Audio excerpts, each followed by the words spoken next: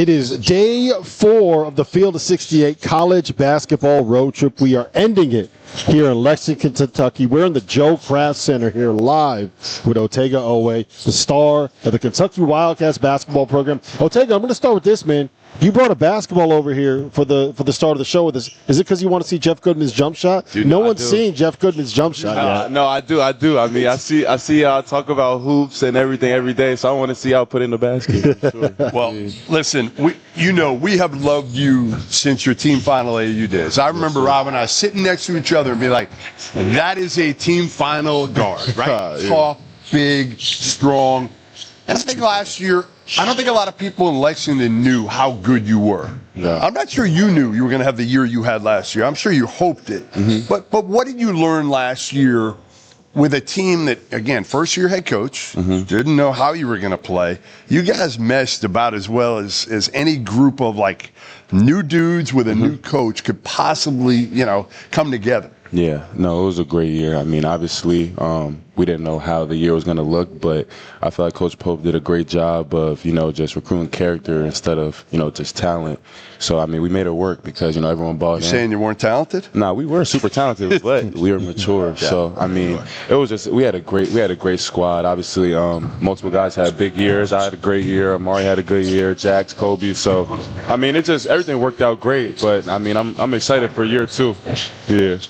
When Jeff mentioned the team final days, that was the 2021 Peach Jam Champions team final, right? Amani Bates, Jalen Duran, Corey Floyd. Yep. I'm blanking the point guard that went to LSU. Justice Williams. Yep. Yeah. So they were loaded. And I remember watching that team, and you were a defensive menace. You scored a little, but it was like, okay, that dude's tough. You could tell he's got a football player in his family. Yeah. This past season, 16 points a game. What surprised you about what you were able to accomplish last year? I mean, it might sound cocky or over the top, but like I really put in work. That's always kind of been my MO. Like I've always been on really good teams where top ranked guys. So I've always had to find ways to be productive and the defense. That's my calling card, but I'm trying to be one of the best two-way players in the country. So I know I got to produce on both sides, but. I mean, it's really just how I came up, literally just playing with good teams and knowing I have to stand out some type of way. So I try to bring that wherever I go. So I almost didn't recognize you with the hair. Yeah. You come out here, I'm like, who is that dude? I know. A lot of people got to get used to it. I mean, I just want to try something new. Different year, different look? Literally. Just it's a new era. Yeah, it is. I had dreads for a long time, so I just want to try something. You don't look as tough. I don't. No. All right, so now I gotta show you that's not true. I gotta show you that's not true. We know you are tough. Yeah, all right? exactly. You don't have to prove it. So what's it been like with this new group? Because again, like you said, last year it was a special year here because I don't think a lot of people knew how good you were going to be, and I think a lot of people questioned Mark Pope. Yeah. Yeah, that's I mean, it's probably going to be the same things this year. No, I don't think so. I don't think they're going to question you guys. I don't think they'll question, but it's a new squad, so a lot of people might be uncertain. So I mean, I'm really excited for this year. Why? Why does this team have a chance to be even better than last year? We're super deep. I mean, we could do a platoon sub we could go from 1 all the way to 13. Like we're super deep. I mean, the guys are hungry. Everyone has a chip on their shoulder. Like individually, if you go on the line, everyone has something to prove this year. So I feel like when you have a team like that, that's a great recipe. Who has been the most impressive of the new guys? Who are you sitting here saying you guys got to watch out for this dude? If I'm being honest, I'd say Jalen Lowe. He's a point guard. Like. He's go out there, lead the team. Last year he had things that he wanted to improve on, which was defense, his toughness. But, he's come here and he's just dominated in terms of his physicality, being aggressive. He's winning one-on-one drills.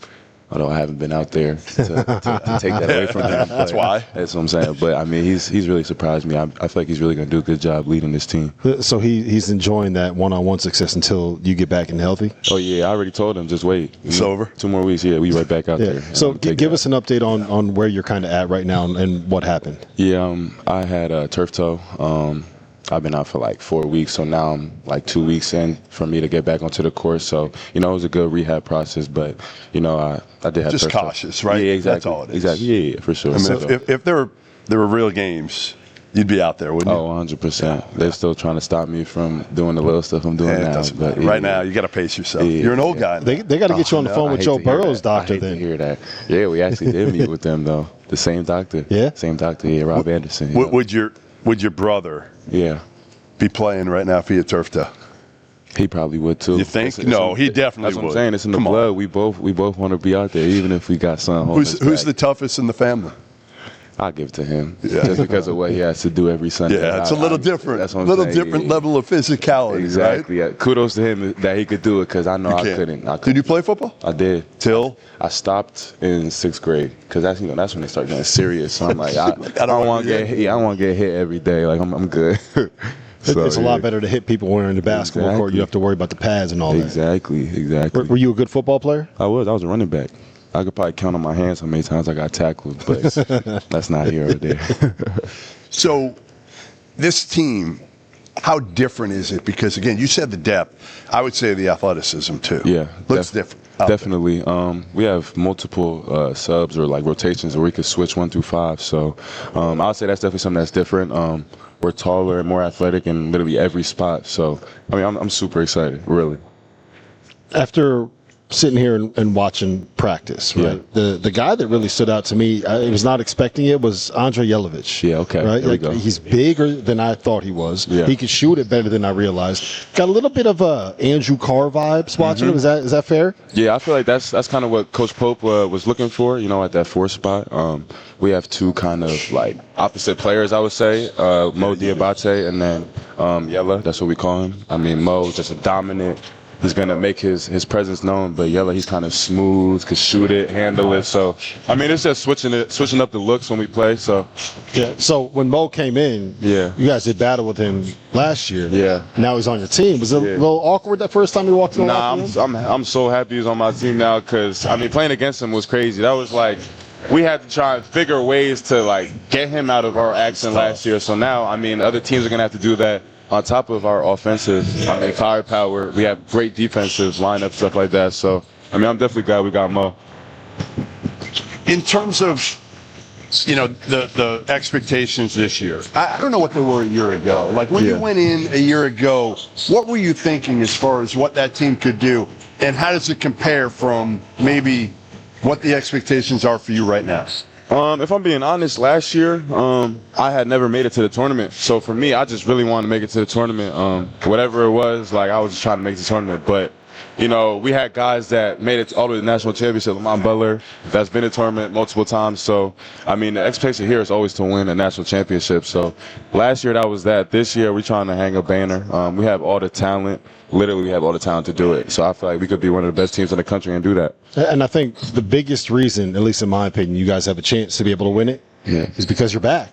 I feel like, and I said this earlier, I feel like your decision to come back to school, it really flew under the radar nationally.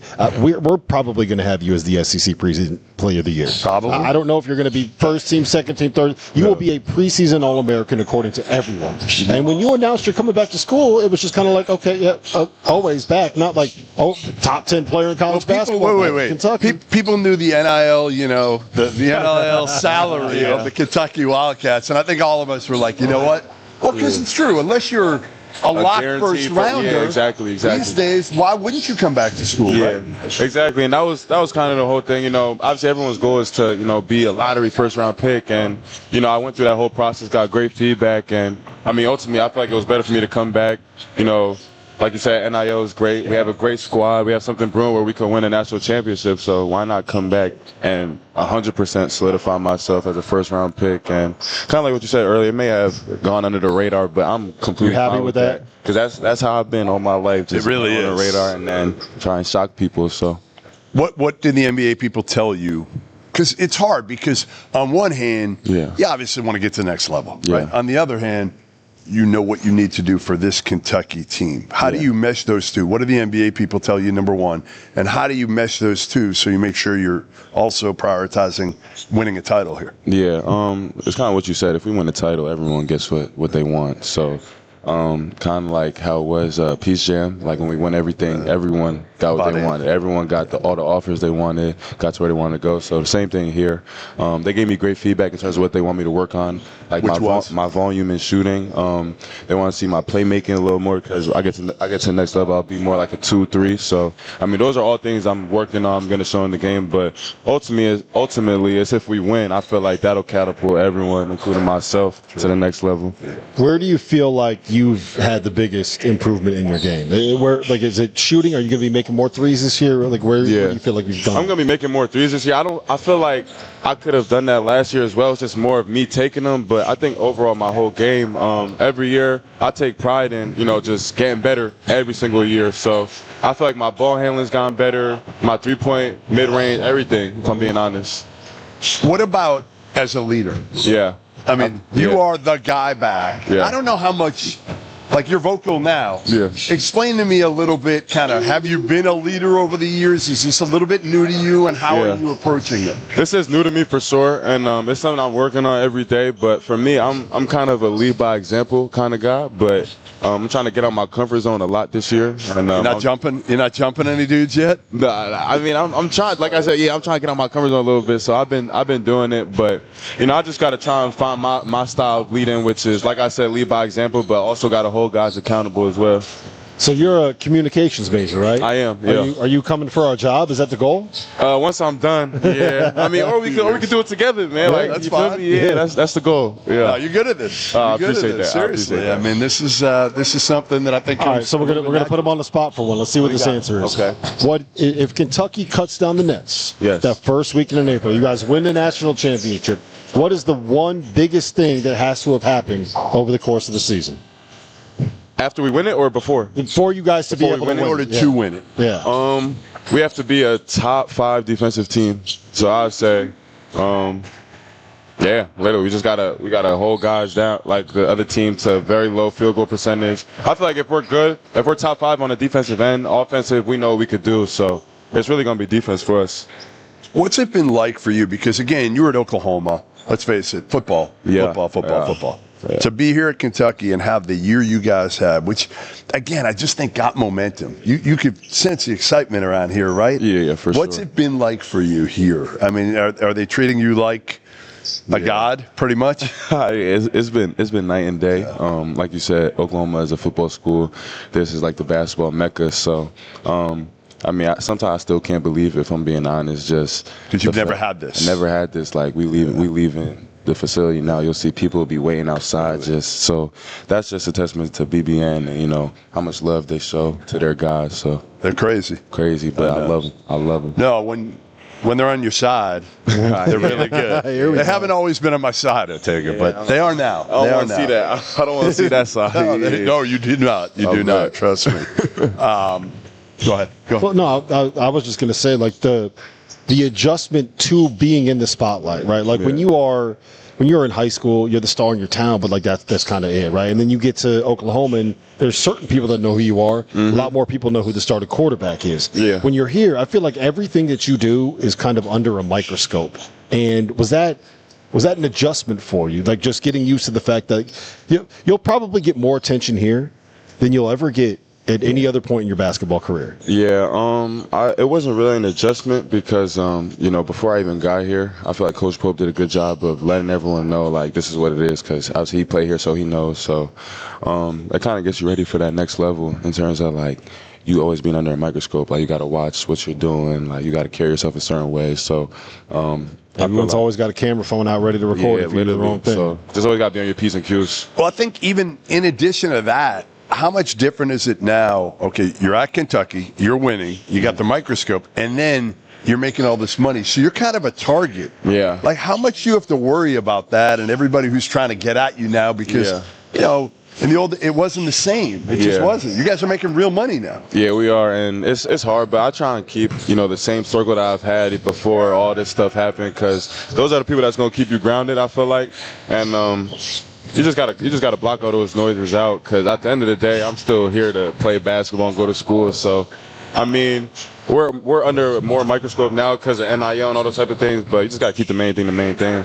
Yeah. Last thing I got for you is the guy that I kind of have circled as the most interesting player coming back is BG. It felt like towards the end of the season, he started to process the game a little better. Yeah. He started to kind of figure out when he can make that backdoor pass. He started to kind of pick up the offense a little bit more. What have you seen out of him this summer? Yeah, this is probably the hardest that BG's worked all summer. Just one of my closest friends, so I talk to him every day. I know what he was doing this summer, so I know what's going to come this year. And, I mean, y'all know he was a McDonald's All-American. Talent's there. That's what I'm saying. He showed some great flashes last year, so I'm excited for what he does this year. All right, I'm going to end on this. Give me your favorite or your best or your craziest Mark Pope story. Mark Pope story. Have you? Okay. Does he swear at all? Have you ever heard him swear? You have. Yeah. A little bit. Yeah. I've never really heard him swear. You know, when we've been down at half a couple times, or you know the game ain't go the way it was supposed to. Like kick something in the locker room, throw something. I've seen some good emotion, but I would say my favorite story is before I committed.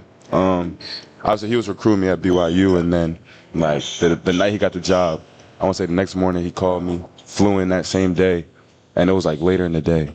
I could see in his face he was exhausted, like he was like he came at probably like 10 p.m.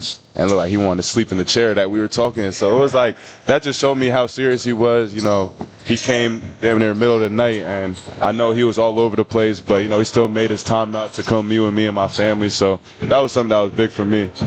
Well, listen, Otega, it's great to catch up, man. It's great to see you. Get healthy soon. We want to see you back out there on the court. We got more here.